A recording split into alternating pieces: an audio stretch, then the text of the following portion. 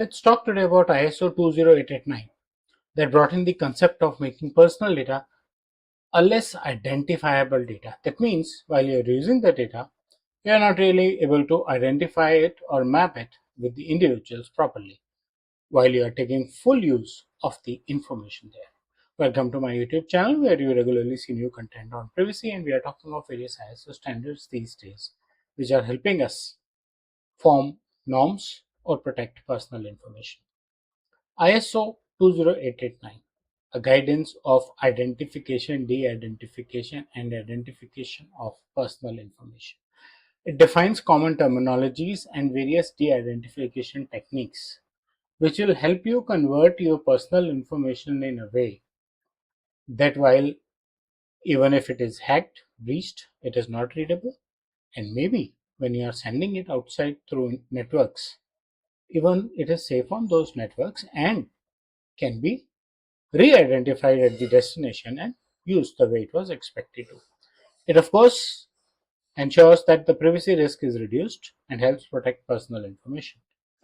Why it is important? It is important because, for example, a medical research and there's a lab test report of 1 million users in use.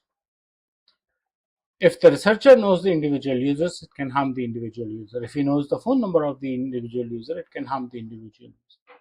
So using techniques like anonymization and pseudonymization, what can be done is the format of personal information is changed. Perhaps data masked also. So the name and the phone number or the address or all the personal identifiers are masked, and the research team gets a male of the age group of 50 to 55 and they do their research accordingly.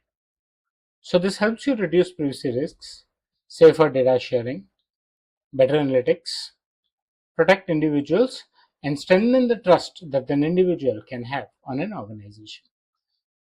Common techniques: pseudonymization, anonymization, masking, generalization of data, and suppression of data. Suppression also means in a way you are hiding the data.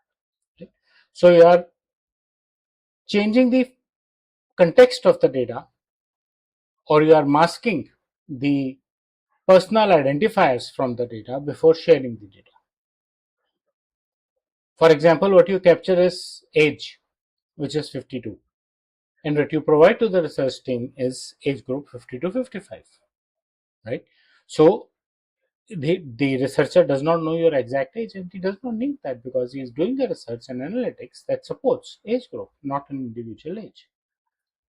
Practically, the healthcare research that we have just talked about. So it hides the sensitive personal information and reduces the de-identification risk for you, while research remains the way it is. Other practical considerations: these techniques are not 100% risk free. There could be, especially if they have the algorithms that you use for de-identification of data. So if those algorithms are available to anyone who has an access to even de-identified data, they can re-identify it. And they can consider the context or rebuild the original data, map it with the original PII and use it. So you need to be very careful which technique you want to use in which kind of situation, but these can definitely help. Key takeaways: de-identification reduces privacy risks. Different techniques of de-identification suit different purposes. You should balance your privacy and data utility and review these risks regularly, continuously.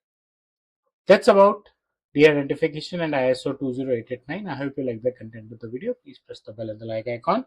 Subscribe to my YouTube channel and share your feedback in the comment section. Thank you.